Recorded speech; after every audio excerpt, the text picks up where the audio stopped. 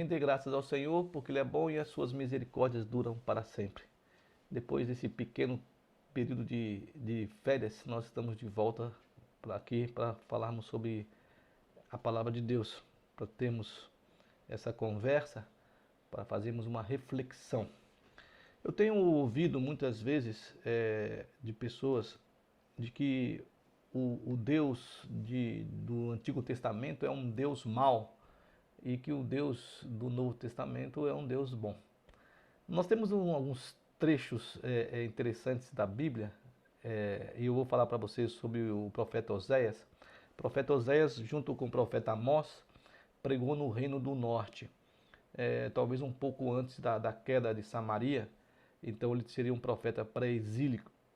E ele está pregando para Israel, que é o Reino do Norte, e abaixo deles tem o Reino do Sul, que seria Judá e Jerusalém. Nessa mesma época ele está pregando em Judá a Isaías.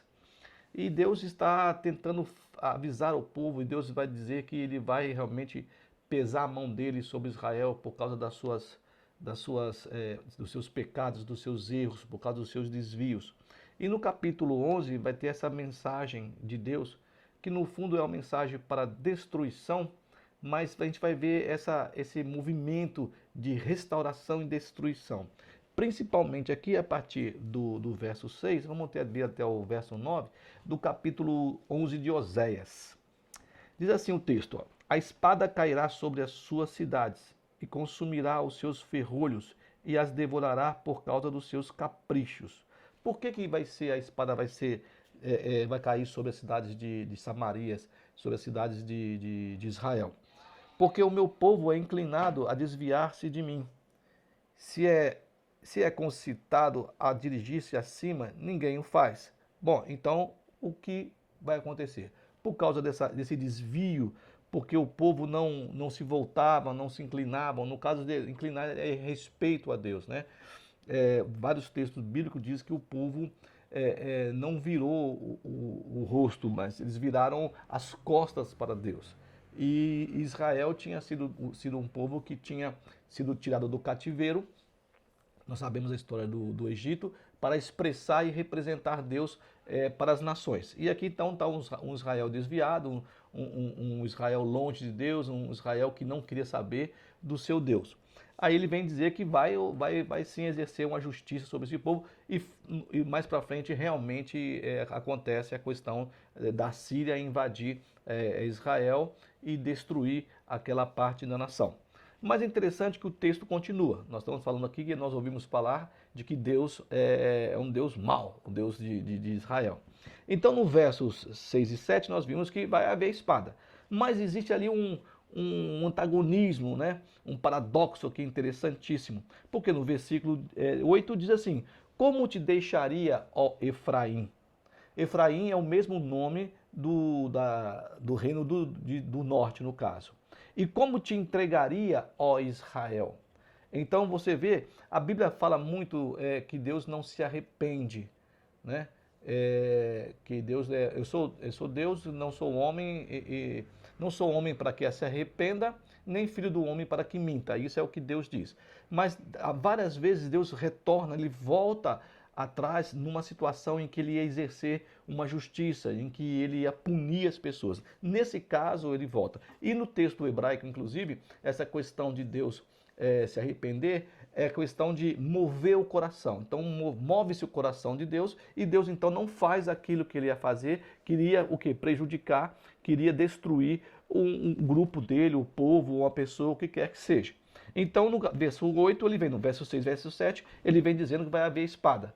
E vai haver destruição, porque o povo não é inclinado, além de se inclinar, não é inclinado, ou seja, não se volta para ele, né? Se volta contra ele, dando as costas, dando a nuca, no caso, para Deus. Não é nem a face, é a nuca, no caso, né? E no versículo 8, aqui, vai dizer que como eu poderia deixar você, Efraim? Efraim é um nome que já falamos, que é, na verdade, o filho de José. José teve dois filhos, Manassés o primeiro e Efraim. Mas só que o Efraim ficou mais famoso do que Manassés e era o nome que era chamado o Reino do Norte.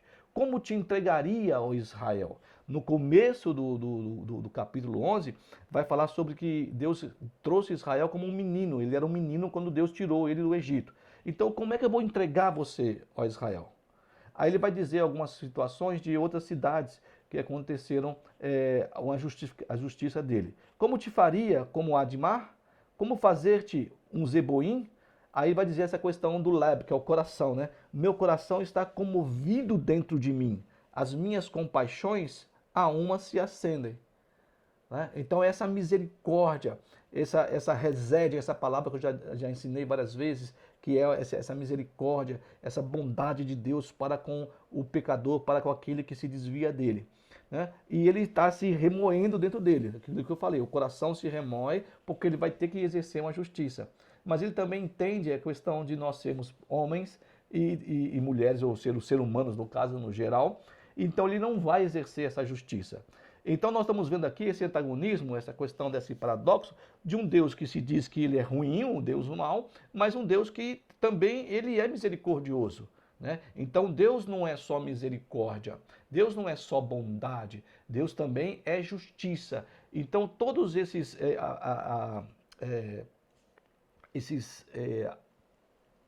eu esqueci o nome agora aqui, mas essa questão desse equilíbrio de Deus, né? Essa questão de a sua justiça não ser maior do que a sua bondade. Então ela é igualitária aqui, ela é bem equilibrada, certo?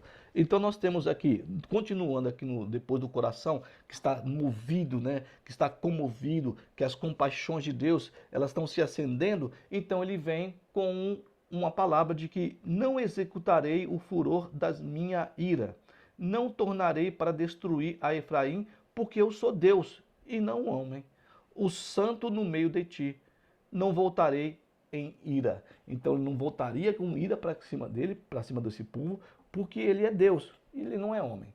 Porque nós, talvez, se tivéssemos o poder de Deus, nós iríamos destruir totalmente as pessoas que nós não gostamos.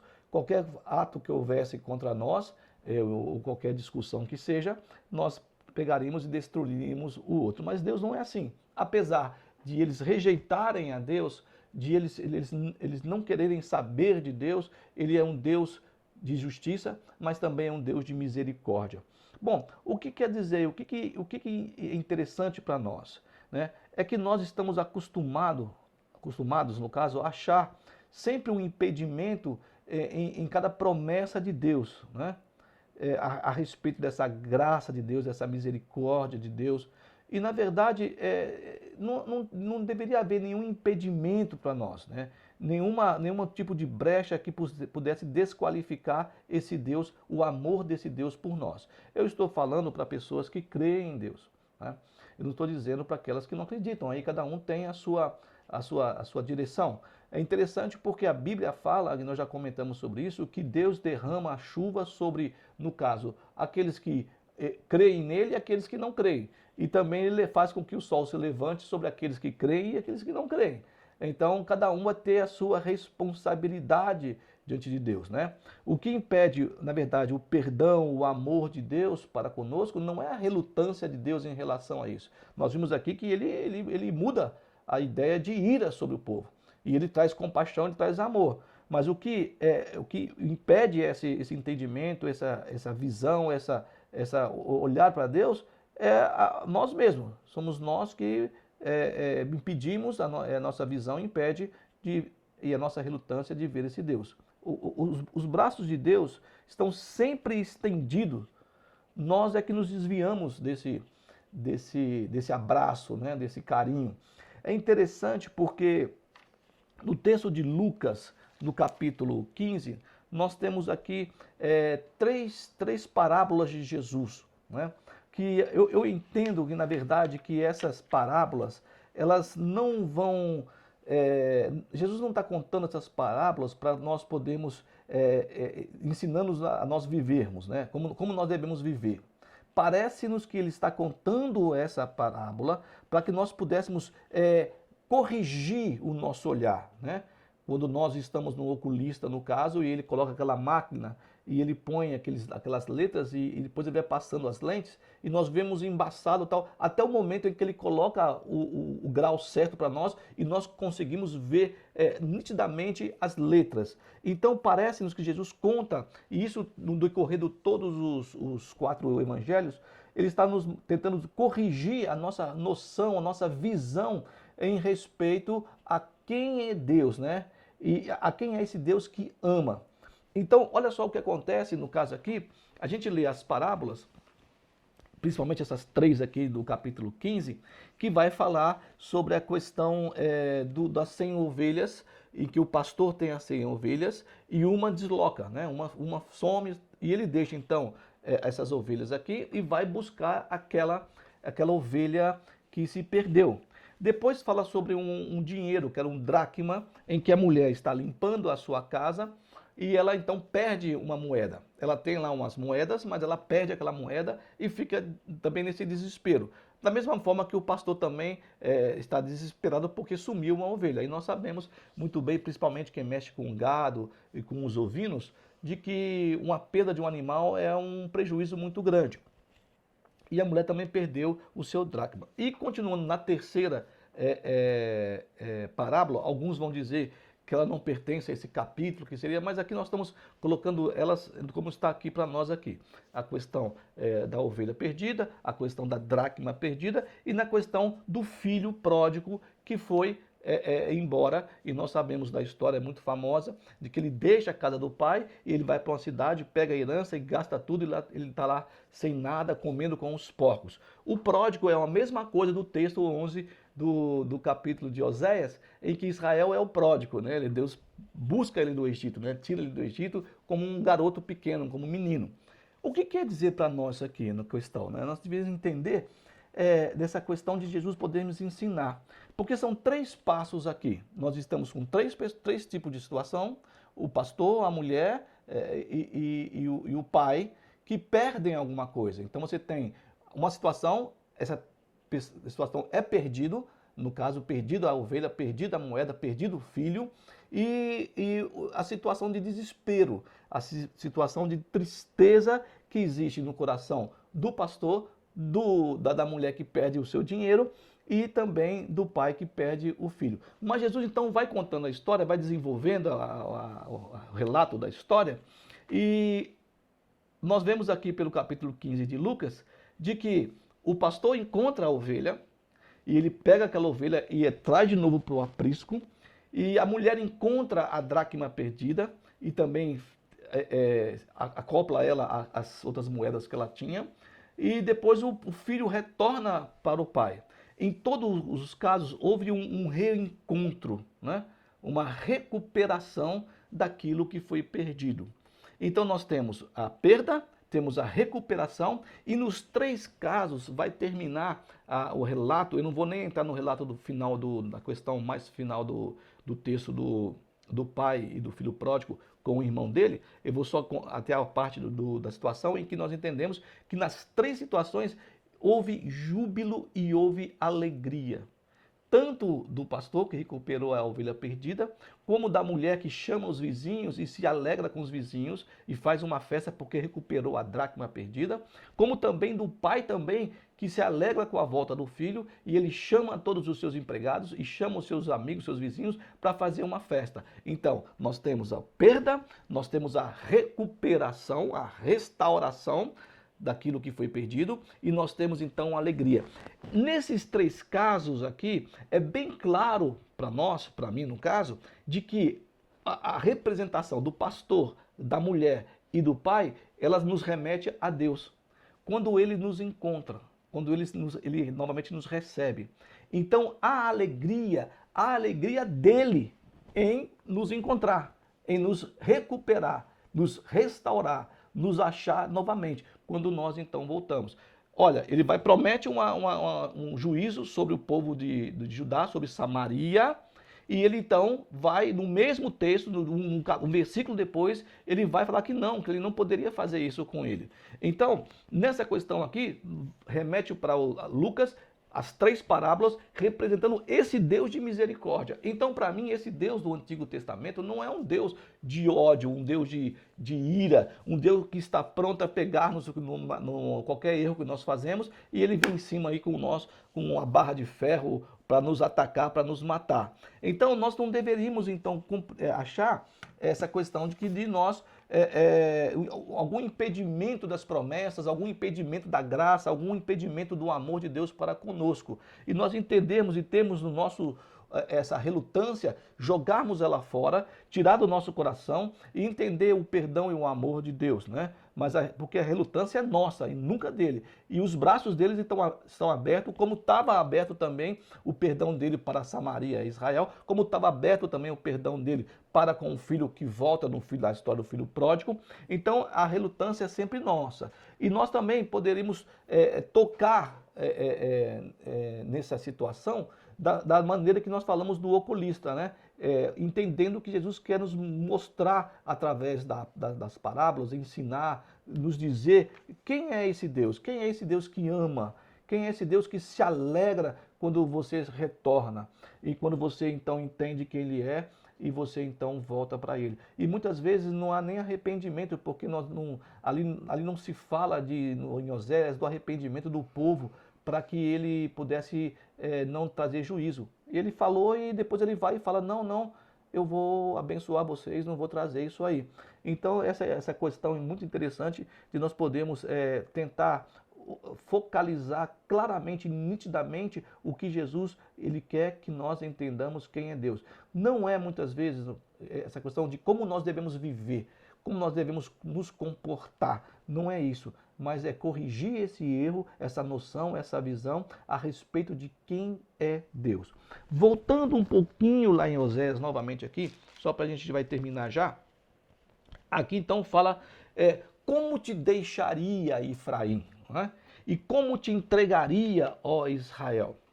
Eu então digo para você, e eu não sei o que você está passando, o que você está sentindo, se você crê, se você não crê, isso é um problema seu com Deus, mas eu pedir para que você pudesse mudar esses 2 nomes.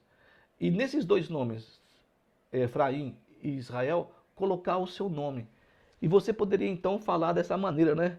Como te deixaria? Isso é Deus falando com você. Ou José, ou Maria, ou Marcos, quem quer que seja, né? Como te deixaria, Geraldo, né?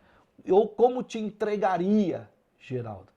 Como te faria com você isso, Samaria? E como poderia entregar você, Israel, para o inimigo? Como poderia te entregar você, ou Maria? E como poderia te deixar, ou José, quem quer que você seja? Compreendendo e dizendo o seguinte, pensando, né? Na meditação, na reflexão mesmo, que aquilo que nós falamos, que nós muitas vezes nós não compreendemos esse amor de Deus e nós estamos acostumados a sempre achar um impedimento, uma barreira, um muro, uma fortaleza em cada palavra, em cada gesto, em cada situação de amor de Deus para conosco, sobre a graça, essa graça de Deus que eu digo que o amor de Deus e a graça de Deus é terrível. O terrível amor de Deus, a terrível graça de Deus para conosco, né? Por que nós colocamos impedimento? Porque nós não compreendemos, assim como Jesus deseja que nós compreendamos, de que Deus é amor, de que Deus ama e de que Ele se sente feliz quando nós nos chegamos até Ele, né? Então, como Ele pode te deixar? Aí você põe o teu nome e eu também coloco aqui dessa maneira. Como Ele pode te deixar, né? 3 pontinhos. Como Ele pode te entregar? 3 pontinhos, quem quer que você seja. E que Deus abençoe a você a não ter mais essa relutância em relação ao perdão de Deus.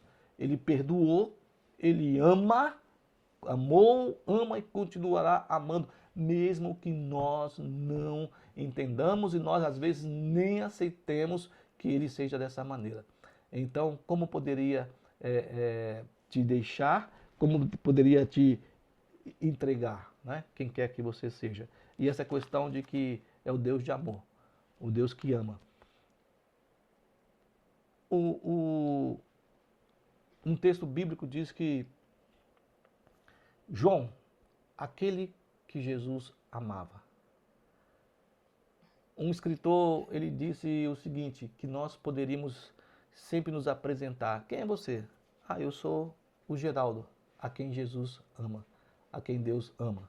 Eu sou a minha esposa, no caso, a Suzana, a quem Jesus ama, a quem Deus ama. E nós focarmos nisso bem nitidamente. Eu sou aquele discípulo que Jesus ama.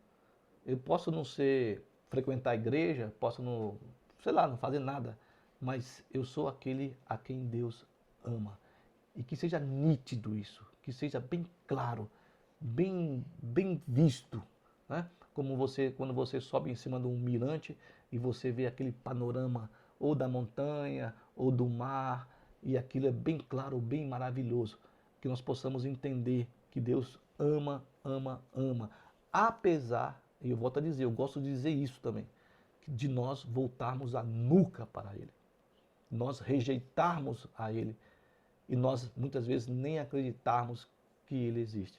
Cada um é cada um. E que Deus abençoe esse domingo, que Deus abençoe a semana que se inicia, que Deus tenha misericórdia de você, tenha misericórdia de mim, tenha misericórdia dos povos da terra, do ser humano, da humanidade no meio dessa confusão, dessa crise, e que Ele levante a mão sobre você e te derrame graça sobre graça, paz sobre paz no seu coração, na sua casa, na sua família. Todos nós temos tristezas, temos luta, temos angústia, mas o Senhor está sempre do nosso lado. Deus abençoe, em nome de Jesus, e boa semana.